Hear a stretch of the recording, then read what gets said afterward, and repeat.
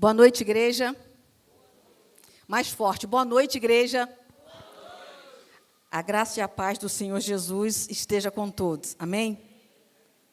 Louvado seja o nome do Senhor. Queridos, Deus, Ele pode falar de muitas formas. A palavra de Deus diz, em Hebreus, que no passado o Senhor falou através dos profetas, Deus nos falou através da lei, e nesses dias Ele nos fala através do Filho. Deus poderia fazer uma sentença muito elaborada e explicar para a gente. E o pastor tem ensinado para a gente a buscar a grande ideia de um texto, aquilo que Deus quer falar conosco num texto. Só que dessa vez, o Senhor não fez nenhuma elaboração. O Senhor foi preciso, cirúrgico, quando mostrou o texto. O Senhor disse simplesmente assim: diga para a minha igreja, diga para o meu povo, sossegai. Descansai. Eu não sei o que esse 2024 já trouxe para você. Eu não sei o que esse mês de janeiro já trouxe para você. Eu só sei que Deus pode tudo. Inclusive, nos dizer esse imperativo. Porque não é uma pergunta, você quer sossegar? Você gostaria de sossegar? Não. O hino é claro. Sossegai. Mas o mar está encapelado. Tem a ira dos homens. Tem um gênio do mal. As ondas não podem tragar. Todos ouvem ao meu mandar. E as ondas ouvem ao Senhor. E Ele diz para a sua igreja hoje, eu não sei se você vai entender, mas é com muita alegria, por conta da convicção, que eu venho falar isso, porque Deus já falou comigo, que eu venho falar isso com você, meu irmão e minha irmã, nessa noite. Você é povo de Deus. Então, a palavra de Deus para você, sossega, acalma, descansa. Eu não sei qual a previsão que você tinha para o teu sono dessa noite. Você poderia até estar pensando, olha, eu não sei como que eu vou dormir essa noite. Eu não sei como eu vou resolver a demanda da próxima semana. Hoje é quinta, a semana já começou tensa, a semana já começou pesada, a semana já começou com notícias. Eu não sei, só sei como começou a minha semana. Pesada. E a palavra de Deus para mim e para você é a mesma. Sossegai. Abra sua Bíblia no Evangelho de Jesus Cristo, segundo escreveu Marcos. E Marcos, ele foi tão preciso no texto, que geralmente os textos de Marcos, eles são mais sintéticos, menores, porque o Evangelho de Marcos é um evangelho menor, é um evangelho mais rápido, mas, por incrível que pareça, Marcos foi mais analítico nesse texto sobre a tempestade. Ok? E Deus, Ele acalma o nosso coração, até quando nós temos dúvidas acerca do que falar. Porque falar sobre um tema como esse, morando numa cidade como a nossa, testemunhando tantas coisas como nós temos testemunhado nesses dias. Mas a convicção do Senhor não nos faz temer. Ela manda a gente avançar, ela manda a gente dizer aquilo que Deus tem para nos dizer. Vamos ao texto, que é muito conhecido, e não caia na tentação de achar que Deus não tem mais nada para te falar num texto que você já leu 500 vezes. Num texto que você conhece de cor. Marcos, capítulo 4, a partir do verso 35. Naquele dia, sendo já tarde, disse-lhe Jesus: passemos para a outra margem. E eles, despedindo a multidão, o levaram assim como estava, no barco. E outros barcos o seguiam. Ora, até tomar uma água para poder ler o 37. Ora, levantou-se grande temporal de vento, e as ondas se arremessavam contra o barco, de modo que o mesmo já estava a encher-se de água. E Jesus estava na popa, dormindo sobre o travesseiro. Eles o despertaram e lhe disseram: Mestre, não te importa que pereçamos? E ele, despertando, repreendeu o vento e disse ao mar: acalma-te, emudece. O vento se aquietou e fez-se grande bonança. Então lhes disse: por que sois assim tímidos? Como é que não tendes fé? E eles, possuídos de grande temor, diziam uns aos outros: quem é este, que até o vento e o mar lhe obedecem? Esse texto não foi nos dado hoje. Esse texto não foi nos dado ontem. Esse texto já foi nos dado há alguns dias. E hoje, quando eu saí do trabalho, pedi até para sair um pouquinho mais cedo, porque o calçado não era um calçado que protegia muito os pés, sandália. E lá dentro do trabalho, a gente lá, quando deu 4h30, mais ou menos, nós já começamos a ouvir trovões e ameaça de chuva.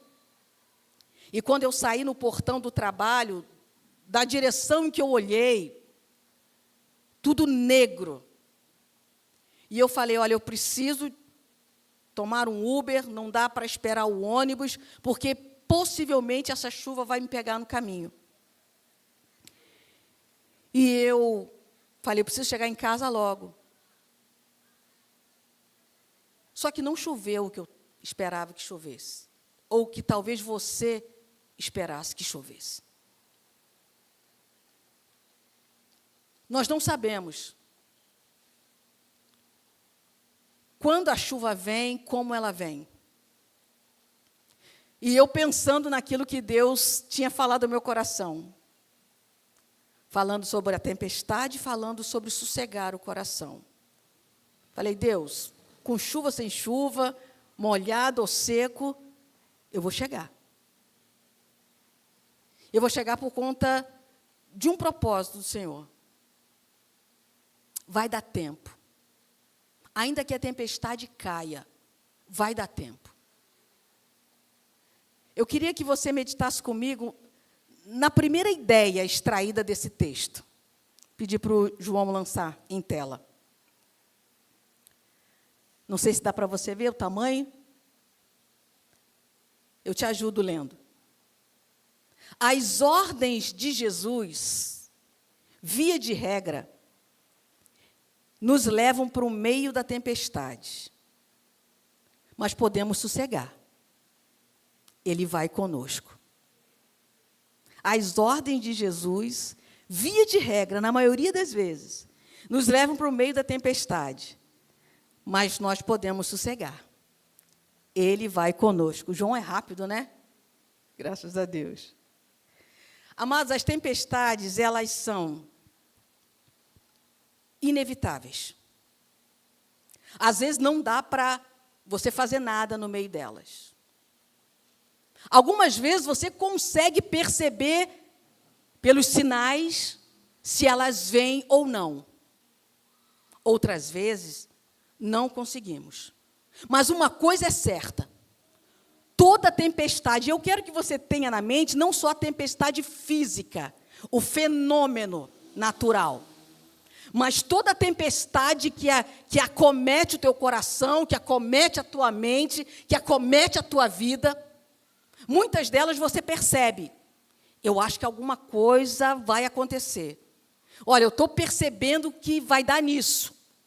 Eu estou percebendo que vai haver dor por conta disso. Ou eu estou percebendo no horizonte que vem uma tempestade. Pode vir, pode chegar ou não. Mas o fato é que todas elas nos ensinam alguma coisa. Ainda que seja o fato de eu entender que eu tenho que andar com uma sombrinha na bolsa nesses dias. Ainda que seja o fato de eu entender que eu não posso sair de chinelo num verão como Angra dos Reis. Eu tenho que ter sempre ali um sapato que vai guardar o meu pé separado, porque eu não sei quando a chuva vai cair. Mas o versículo 35 ao 37 diz o seguinte: naquele dia, sendo já tarde, disse-lhe Jesus. Naquele mesmo dia, o que tinha acontecido naquele mesmo dia? Jesus tinha ensinado, Jesus tinha conversado, Jesus tinha ministrado, Jesus tinha curado, e ele, humano como era, estava cansado. Assim como nós nos cansamos, ele estava cansado. Mas como ele não tinha dúvida da sua identidade, ele dormia. Sabe Salmo 127, quando diz, o Senhor dá aos seus enquanto dorme? E aí o contexto do Salmo 127 é de provisão. Mas eu posso dizer para você que não só provisão. Deus dá discernimento enquanto você dorme, no sentido de descansar, de sossegar. A ideia ali no Salmo 127 não é de preguiça, não é de relaxar, não é de deixar a vida me levar, mas é de descansar. Jesus, como não tinha dúvida da identidade dele, ele sabia quem ele era, ele descansou. Ele dormiu, porque ele sabia que ele tinha feito o quê? Tudo aquilo que o Pai tinha dito para ele fazer. Então, aqui nós vemos um Jesus descansando, convicto. Ele seguiu na missão dele. Quando a gente vai ler ainda o capítulo seguinte, logo quando ele sai, onde ele aporta em Decápolis, de cara ele encontra quem? O gadareno. Talvez nós, cansados do trabalho, teríamos tido o seguinte planejamento: amanhã, depois que eu descansar, eu empreendo essa viagem. Depois eu faço isso. O texto nos diz que naquele mesmo dia, ele passou para outra margem, ele chamou. Porque ele sabia o que ele iria encontrar lá. Um texto vai dizer um, outro vai dizer dois, mas o fato é que havia ali um homem possesso de demônios, que logo quando Jesus chega lá no local, ele vai ao encontro de Jesus. Jesus tem uma missão ali intransferível, que ninguém mais poderia fazer. Por isso, naquele mesmo dia, ainda cansado, ele tem um foco baseado na identidade dele. Ele sabe quem ele é. Quando você sabe quem você é, quando você sabe a sua missão, você continua ainda aqui no meio da tempestade. Jesus vai. E quando a gente fala em tempestade, há origens para a tempestade. É claro que ali, nesse local, não o mar, porque não é um mar, mas o lago da Galileia era propenso à tempestade. Não era a primeira tempestade que acontece ali, por conta das águas do ar frio. Você vai entender, a gente não é geólogo, não é meteorologista, mas havia ali, vindo do Monte Hermon, ar frio, junto com a temperatura alta do lago, encontrou. E é muito isso que acontece na nossa região. Uma região tropical. Angra dos Reis, ela fica praticamente imprensada entre o mar e a montanha, ou morro. E nós sabemos que muito lugar da nossa cidade, meu pai falava muito isso, meu pai ia no mercado de peixe, e ele falava assim, ó, tudo isso aqui era mar, eu vinha lá do Mambucaba, Perequê, eu vinha de barquinho para cá. Quem conhece a região ali do balneário, perto do shopping, aquilo era água, era mar. Muitos lugares onde existem prédios, era mar.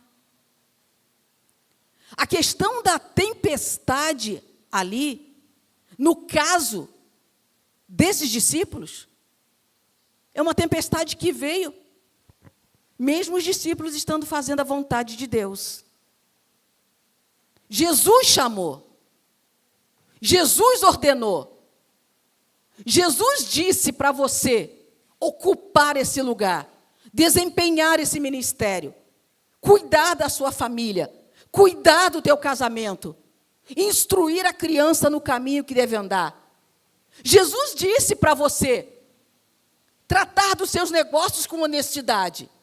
Jesus disse para você frequentar a igreja, não desistir da caminhada. Jesus disse, passemos para outra margem. E eu obedeço e o que eu encontro é uma tempestade. Porque as tempestades vêm sobre justos e não justos, bons e maus. Essa é a palavra de Deus. Ao contrário da tempestade que acometeu Jonas. E aí você vai falar, a tempestade que acometeu Jonas foi por causa da desobediência de Jonas. Jonas intencionalmente comprou a passagem. Eu vou fugir da presença de Deus. Compra a passagem, você conhece a história, entra no navio e faz aquilo que Jesus estava fazendo, dormindo no porão. Só que Jonas estava dormindo por um motivo totalmente diferente de Jesus. Jonas dormia porque ele estava fugindo. Jonas dormia porque ele não queria encarar a realidade. Um profissional de saúde mental disse o seguinte, olha, quando as pessoas estão, vou falar rasamente, quando as pessoas estão acometidas de enfermidade mental e principalmente a depressão, elas têm uma propensão, uma vontade de dormir o tempo todo. Por quê? Você dormir o tempo todo, além de ser o que na mente de um depressivo crônico, é o que mais se aproxima da morte, de se apagar, é uma maneira também de fugir da realidade. Não, eu quero dormir. Talvez você um dia já tenha falado ou ouvido. Sabe o que eu queria? Eu queria dormir hoje, só acordar quando tudo isso tivesse acabado. Jonas. Eu queria dormir e só acordar quando eu ver que Deus desistiu dessa ideia de me mandar para Nínive. Eu queria dormir, deitar e só acordar quando eu ver que as coisas se resolveram. Essa era o dormir de Jonas. Mas o dormir de Jesus era porque ele tinha feito tudo e era um cansaço natural. Era o sono dos justos, era um sono de quem trabalha, era um sono de quem fez a vontade do Pai. Então Jesus, ele dorme na polpa, no travesseirinho. Gente, eu não estou falando do transatlântico que você fica tirando foto que está vindo aí. Não estou falando disso. Eu não estou falando daquelas mega lanchas, dos mega milionários que vêm para Angra dos Reis. Eu estou falando de barquinho de pescador da Galileia, da época de Jesus. Irmãos, é uma coisa assim Como é que eles entravam nisso? Quando você vê uma foto, vê um desenho antigo. Mas, entenda isso. Quando você está na vontade de Deus, você consegue descansar em qualquer lugar. Ah, eu queria aquele colchão lá da propaganda de 5 mil, 10 mil reais, que diz que tira a dor da coluna. Sabe, eu queria dormir no ar-condicionado, que é uma bênção também. Mas o fato é, meus irmãos, que Jesus descansou num lugarzinho improvisado. Ele nasceu num lugar improvisado. Ele disse que o Filho do Homem, até raposa tem covil, mas o Filho do Homem não tem onde reclinar sua cabeça, mas ele reclina onde ele estiver, porque ele tem paz. Ele descansa, porque ele sabe que ele está fazendo a vontade de Deus. Existe gente envolvida em esquemas milionários nesse país que não dormem o sono que você dorme. Porque não sabe se vai ser sequestrado, não sabe se vai ser enganado, não sabe se vai ser roubado, não sabe. Então, ainda que tenha um Titanic à sua disposição, ainda que tenha um fazano à sua disposição, não dorme. Eu não sei se você já teve a experiência. Na minha infância toda, eu dormia em esteira. Esteira. E dormia muito bem. Ah, mas via conhecer colchão depois de adulto. Não sabia o que era colchão. Era um quarto grandão, a cama do pai e da mãe, e uma esteira grande para as meninas, e no outro quarto, outra esteira para os meninos, e assim. E nós dormíamos, e acordávamos bem. Você pode descansar onde quer que você esteja, desde que você faça a vontade de Deus e saiba que você está na vontade de Deus. Jesus dormiu, Jesus descansou, porque ele sabia que ele estava na vontade do Pai. A pergunta do Espírito Santo é: o que tem tirado o teu sono? Ou, por que isso tem tirado o teu sono? Por que você não confia que Deus vai prover? Por que você não entende que você está ouvindo isso aqui ou em casa agora? Porque Deus falou para você: descansa, sossega. Ainda que num barquinho pequeno, ainda que numa casa simples, ainda que numa almofada emprestada, que não é tua, porque aquela não era de Jesus, descansa. Ainda que você não tenha almejado no seu trabalho, na sua casa, aquilo que você queria, e que no teu coração você diz: quando eu tiver isso, eu descanso. Mentira. Quando eu conseguir isso, eu descanso. Mentira. Você só descansa quando você entender que você está na vontade do dono do universo, aquele que é dono do barco, aquele que é dono da chuva, aquele que é dono da tempestade, aquele que é dono de tudo. Aí você vai descansar. Aleluia. Glória a Deus. Vamos para o segundo ponto, amados.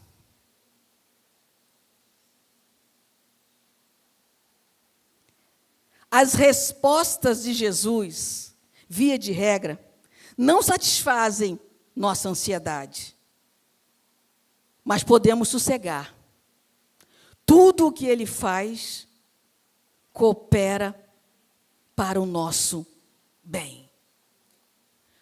Eles estavam naquela tempestade porque obedeceram à voz de Jesus. Jonas estava naquela tempestade porque desobedeceu a voz de Jesus. O texto de Jonas é claro. E Deus enviou aquela tempestade. E todo mundo fica preocupado, os marinheiros, as pessoas, o que está acontecendo? Cada um começa a orar o seu Deus, acorda Jonas. Você não vai orar? Quem é você? Jonas tem que confessar, olha, essa tempestade aqui é por minha causa.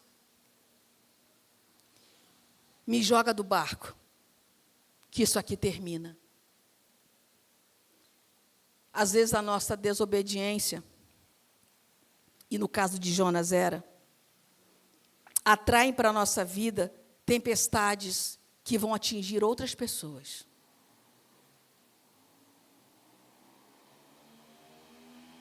Que vão fazer outras pessoas sofrerem.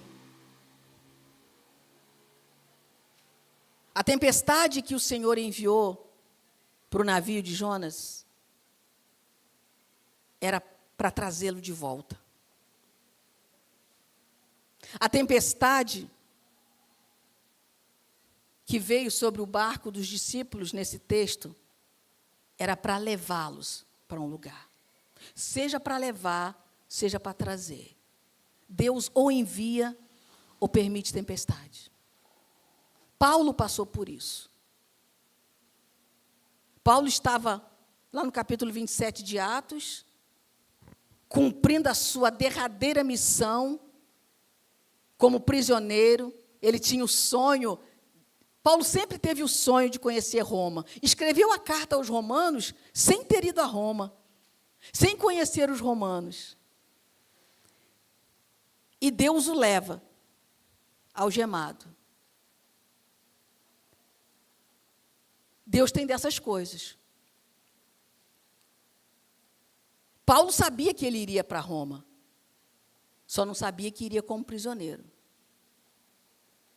Tem muita coisa que Deus ainda vai fazer na nossa vida, só que não é do jeito que a gente pensa. Só que não é do jeito que a gente imagina. E quando ele está indo para lá, vem um vento tremendo, balança o barco, todo mundo acha que vai morrer. Só que Paulo acalma os homens que estavam no navio, 273 homens, 76.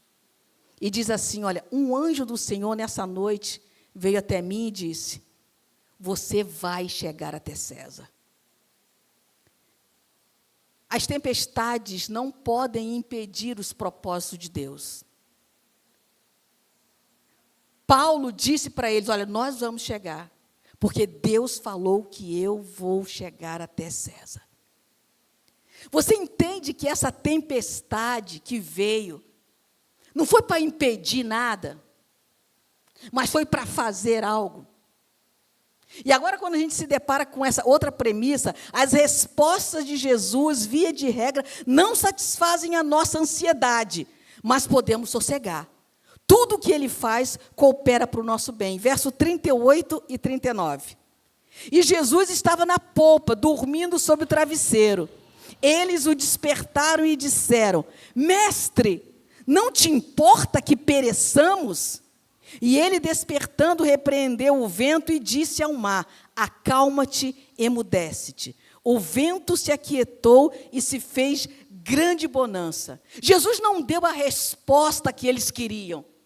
Jesus poderia dizer assim, sim, queridos, eu me importo com vocês, porque eles eram pescadores experientes, estavam acostumados. Mas acontece que quando a gente está com medo, acontece que quando, e o texto, a palavra é essa, para tímido aí é covarde, a tradução é covarde. Quando a gente se acovarda diante das ordens de Jesus, quando a gente quer fugir, quando a gente quer se rebelar, quer bater a perna, quando a gente não quer aquilo que Deus está fazendo, quando a gente não quer aquilo que está acontecendo na nossa vida, a gente começa a ficar, aquele que era calmo, começa a ficar impaciente, aquele que era acordado, cordeiro, começa a se comportar como um lobo, as pessoas mudam. Puxa, mas você era tão tranquilo, você era tão calmo, até que Então eles começam assim, Senhor, o tom é esse, Senhor, você não está vendo o que está acontecendo, não? E quantas vezes, talvez, nós tivemos essa tentação, esse comportamento? Ouvimos isso acontecer. Poxa, parece até que Deus nem está vendo o que está acontecendo. As respostas de Jesus não satisfazem a nossa ansiedade. Eles estavam ansiosos porque eu quero uma resposta. Eu vim no culto hoje porque colocaram lá na placa que era o culto da resposta. Existem loucos que fazem isso. Porque Deus vai responder, porque... Sai, não vai não. Assim como Marta. Lembra da ansiosa Marta? Senhor, olha só. Senhor, o Senhor não se dá, o Senhor não percebe que eu estou fazendo tudo sozinha, minha irmã não está fazendo nada. Jesus só fala, Marta, Marta, por que te afadigas? Nem responde. Porque não tem a ver com Maria, o que ele vai falar ali. Marta, por que você está tão ansiosa? Os discípulos estavam assim. Porque eles estavam com medo. Eles estavam apavorados. Aquilo que eles acreditavam estavam saindo debaixo dos pés. Onde era terreno tranquilo, fugiu do controle. E muitas pessoas ficam assim quando a coisa foge do controle. Poxa, eu estava controlando isso aqui. Os meus filhos eram pequenos, estavam todos sob o meu controle. Eu falava, vai para lá, ele vai, vem para cá, ele vem. Agora fugiram, cresceram.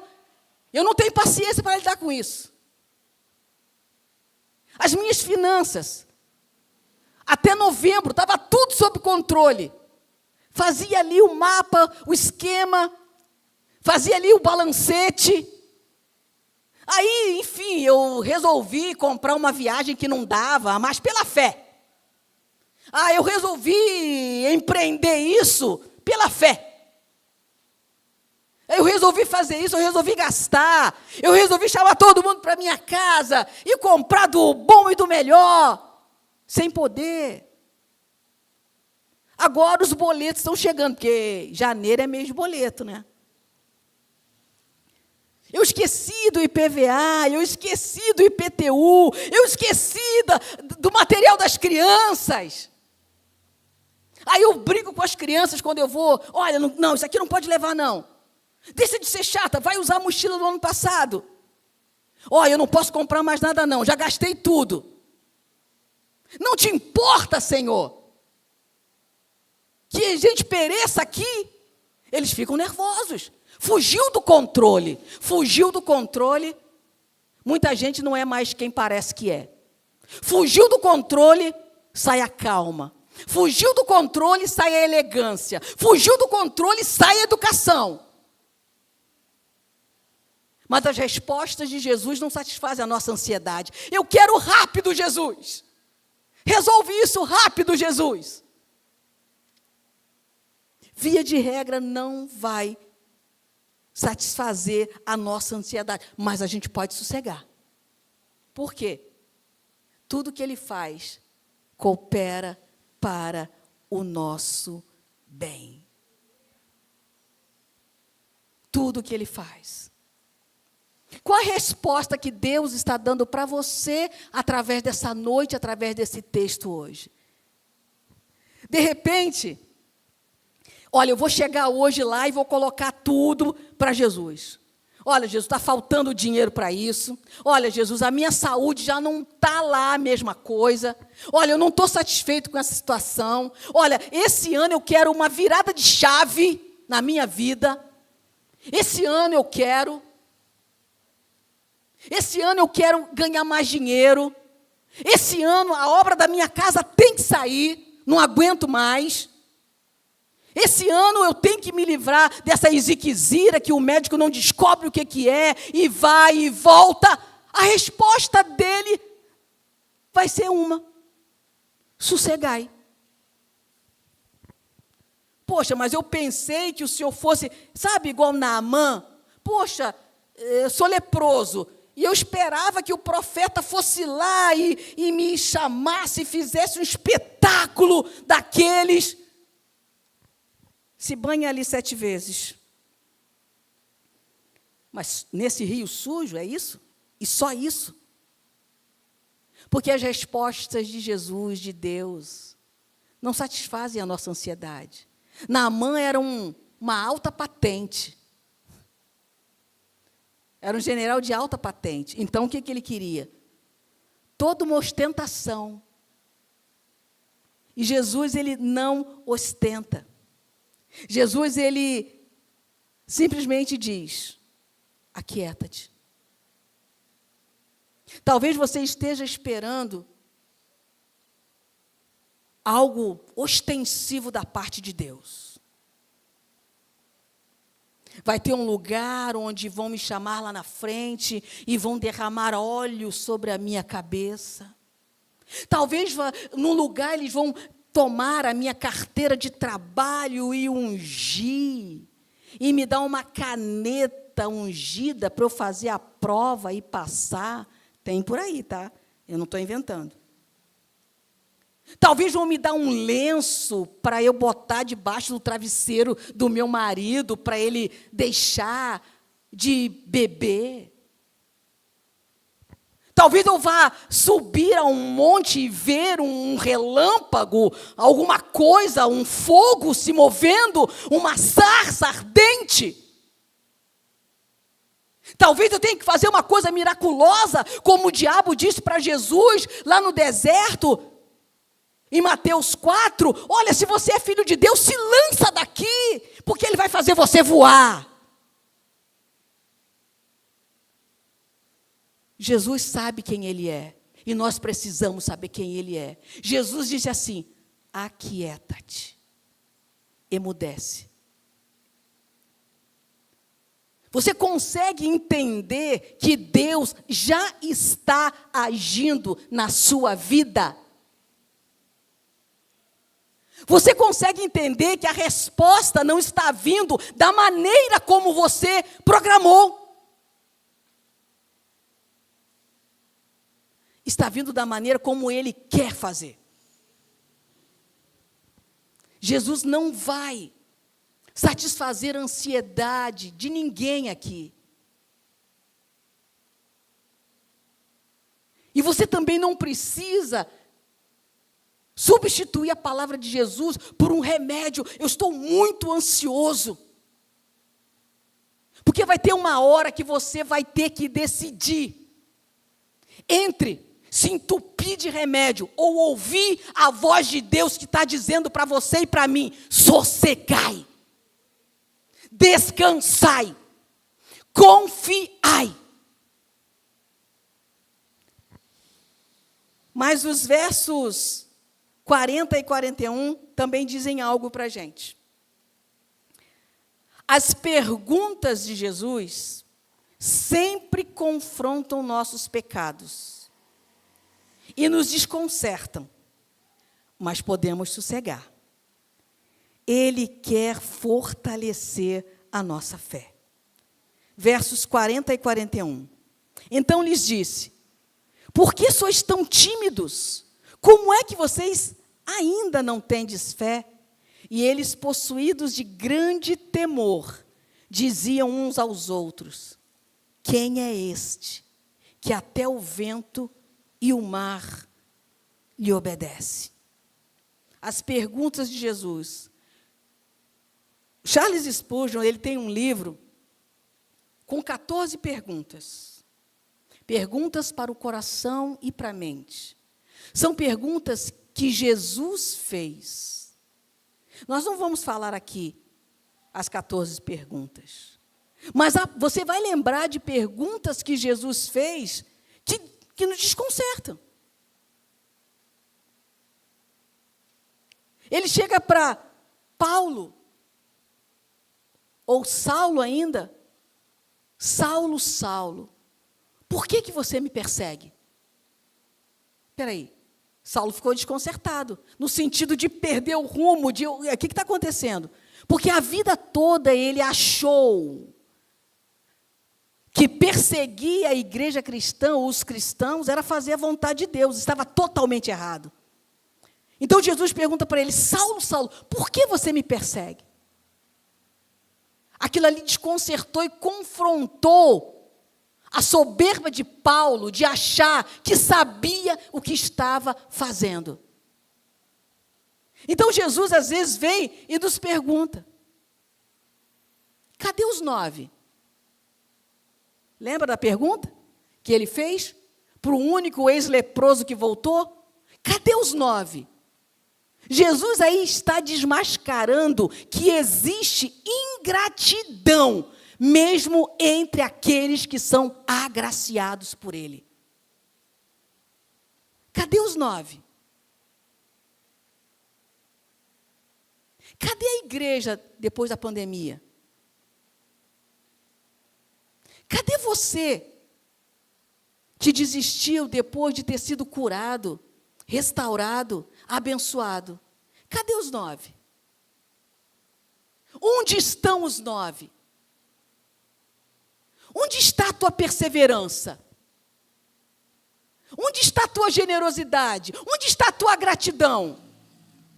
As perguntas dele nos desconcertam e confrontam o nosso pecado. Por que me persegues? Pedro, tu me amas?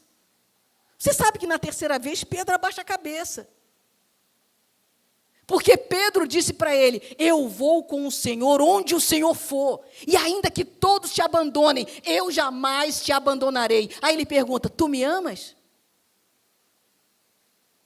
Então apacenta as minhas ovelhas, porque até então você tem dispersado, com a sua desistência, com a sua falta de zelo. Por que ele pergunta 3 vezes? Porque Jesus tem que perguntar para a gente, porque a gente estamos muito cheios de nós mesmos. Jó chega, homem reto, íntegro, se desviava do mal. Senhor, faz queixas para Deus, sim. Jesus não responde nenhuma delas. Jesus faz perguntas. Jesus, que eu falo, Deus. Onde você estava, Jó, quando eu lancei os fundamentos da terra? Onde você estava quando eu disse: haja e ouve? Onde você estava quando eu não permiti que o embrião que daria origem a você, Jó, morresse naquele dia? Fosse dispersado naquele dia. Onde você estava, Jó? Porque às vezes a gente só quer saber: ah, Senhor, por que eu não tenho uma roupa melhor, uma casa melhor, uma vida melhor, um marido melhor, um filho melhor? Onde você estava? Jó não respondeu. Assim como nós também não responderíamos, porque não sabemos. Onde você estava quando eu escrevi todos os seus dias? Onde você estava quando eu decidi que o meu filho morreria por você, para que você tivesse vida eterna? Onde você estava? Deus demonstra que as nossas perguntas, os nossos questionamentos são humanos, mas ficam desconcertantes diante de Deus. E só mostram o nosso pecado. Por que você me persegue, Paulo? Porque você é soberbo. E vai ter um espinho na tua carne para você lidar com essa soberba. Por isso que você perseguia a igreja, porque você queria levar as pessoas arrastadas e mostrar: eu sou um bom judeu. É por isso que você me persegue. Só que, na hora, sim. Por que você diz que é perfeccionista? Deus pode perguntar para a gente. Por que você, quando preenche lá o relatório de pesquisa, e você diz: olha, qual é o seu maior defeito? Ah, eu sou perfeccionista. Não. Você quer ter o controle das coisas. E quer que as coisas saiam do seu jeito. Não quer que ninguém tire as coisas, que mexa nas coisas que você fez. É porque você tem medo de dizer para a pessoa que você erra, que você fez errado, que o bolo que você fez deu errado, que a casa que você fez deu errado, que a medida que você tirou estava errada, que a conta que você fez estava errada. Então Deus pergunta, por que você diz que é perfeccionista? Porque eu não quero dizer para as pessoas que eu erro. Porque, na verdade, aí Deus vai cavando, tirando ali as cascas da cebola. Porque você acha que é melhor do que o outro. Porque você acha que você merece a salvação. Porque você acha que o seu pecado é menor do que o pecado do teu irmão.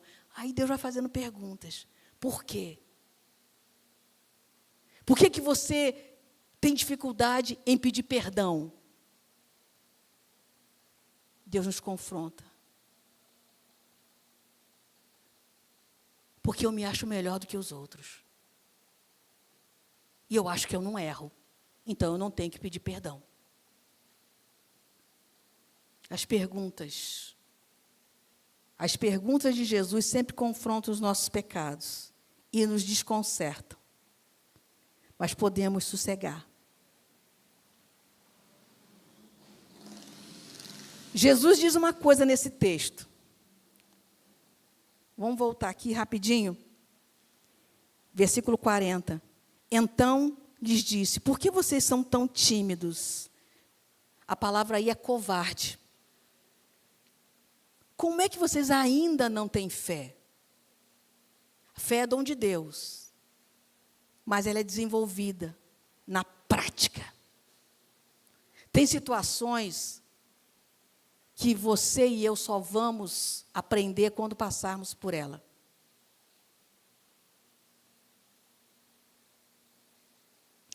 Aí, quando eles veem que a tempestade passou, faz uma pergunta entre eles, quem é esse? E o texto diz, movidos de temor, e esse temor aí não é covardia, é reverência.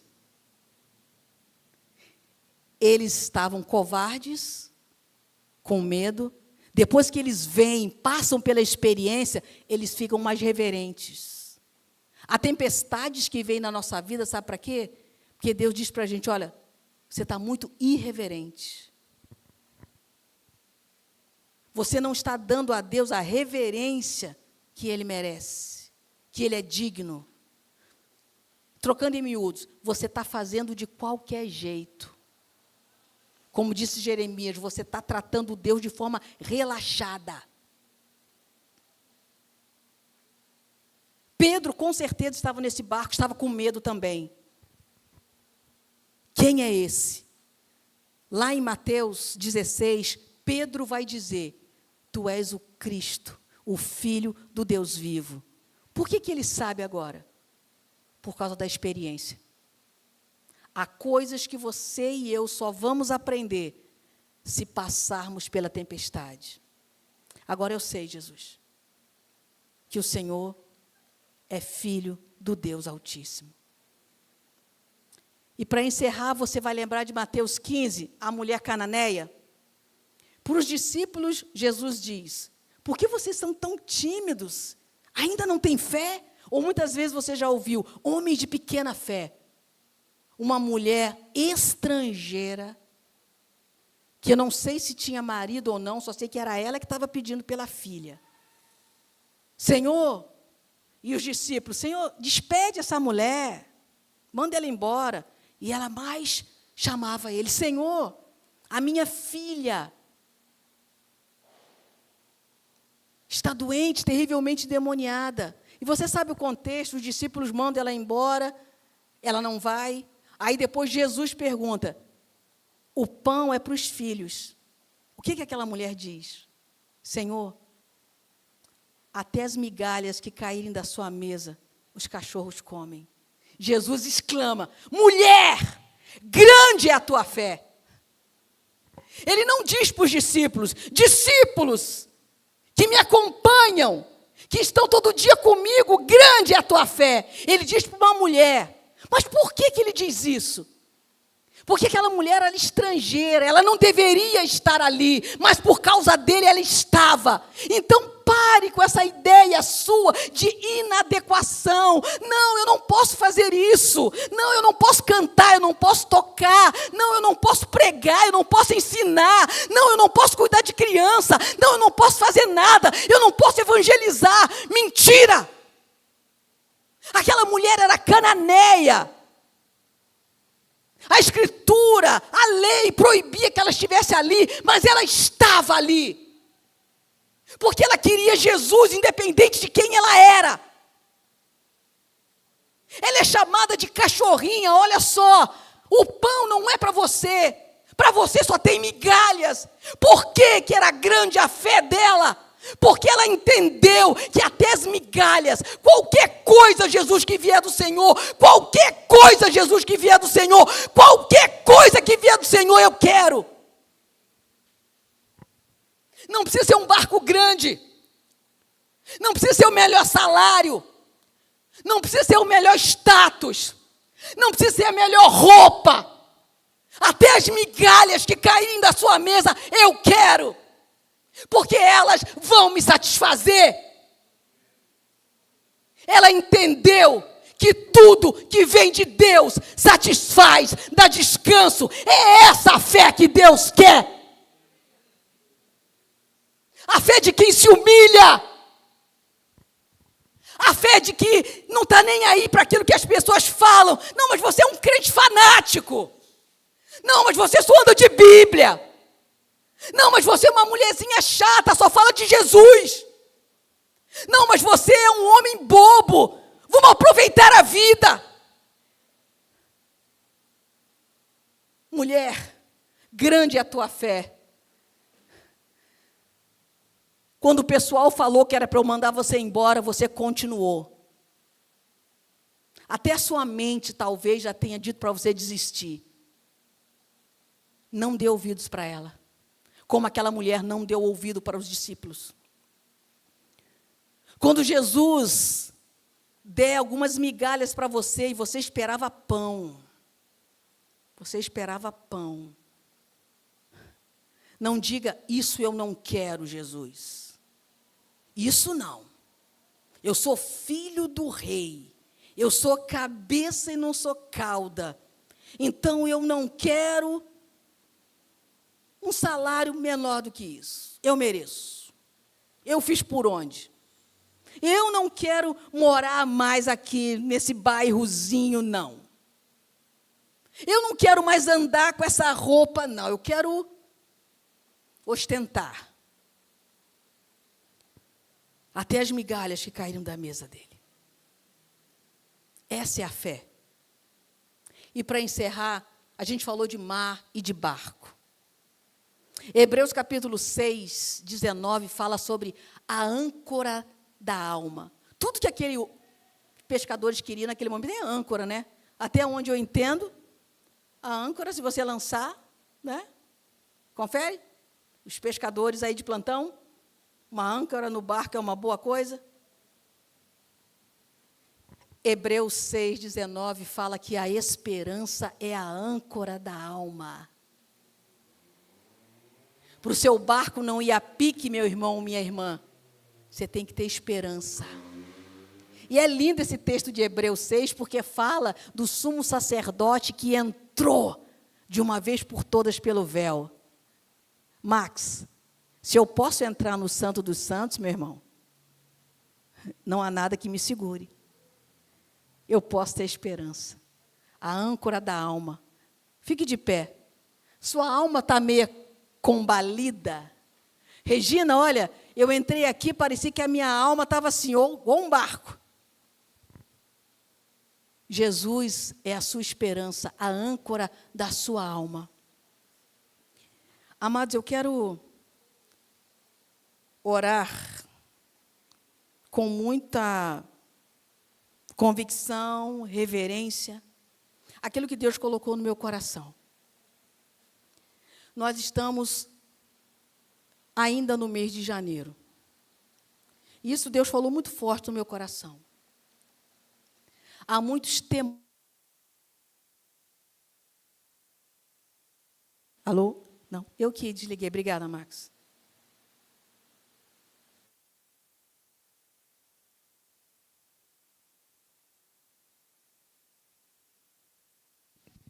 Alô? Obrigada, Max. Deus abençoe, tá? E janeiro, fevereiro e principalmente março. E principalmente aqui em Angra. É um mês que nós esperamos muita chuva. E hoje, querendo ou não, quando Deus cessou a chuva para que eu pudesse chegar aqui, você também, foi um sinal. Deus deu um sinal. Nós vamos orar agora por pessoas que moram em encostas na nossa cidade. Começa a lembrar. Nós vamos orar agora por pessoas que moram em localidades vulneráveis. Creia nisso, Deus te trouxe aqui para isso. Nós vamos orar agora por pessoas que ainda estão amedrontadas e temerosas.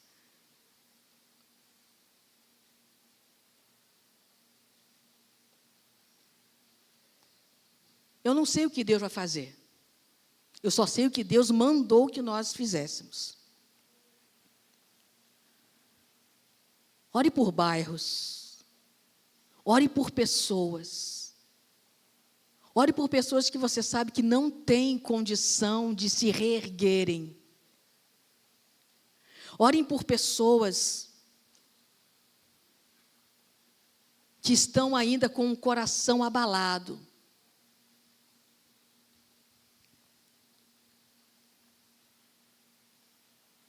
Nós vimos recentemente também o que aconteceu em várias cidades do estado do Rio de Janeiro.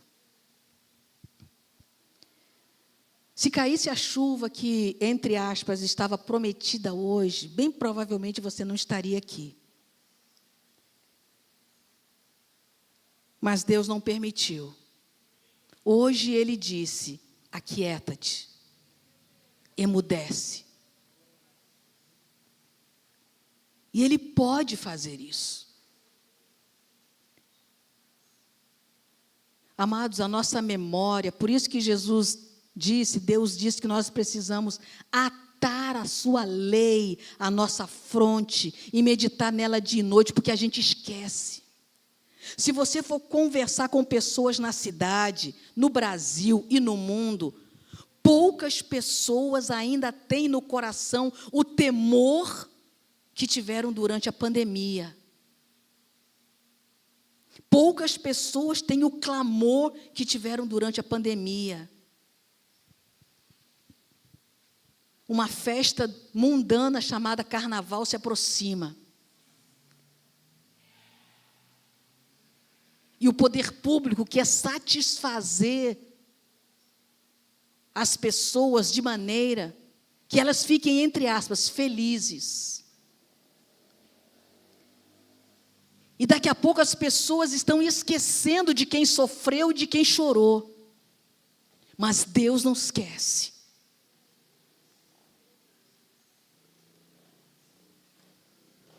Pai, nós queremos orar nesse momento como igreja, clamando ao Senhor, meu Deus, que a Tua misericórdia, que a Tua bondade que nós temos cantado, Pai, ela esteja sobre a vida de cada um aqui, a vida, ó Pai, de pessoas, ó Pai, que nesse momento estão ainda abaladas, estão ainda traumatizadas, estão ainda pensativas, meu Deus.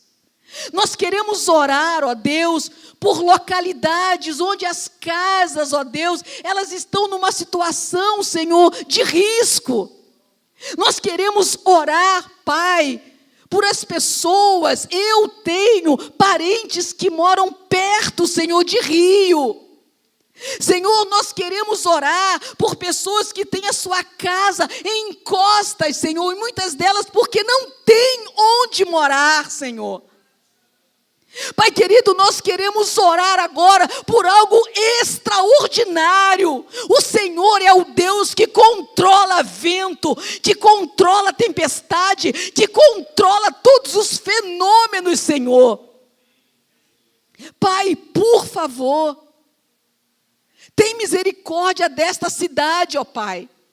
Pai, durante todo este ano que se iniciou há pouco, mas principalmente nesses dias, Senhor.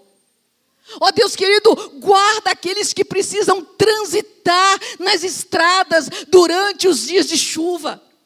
Guarda aqueles que precisam trabalhar em barcos, ó Pai, como Pedro precisava, ó Pai querido, durante os dias de chuva. Guarda, Senhor, as crianças, ó Deus, que precisam ir à escola em dias, ó Pai, tão tenebrosos, Pai.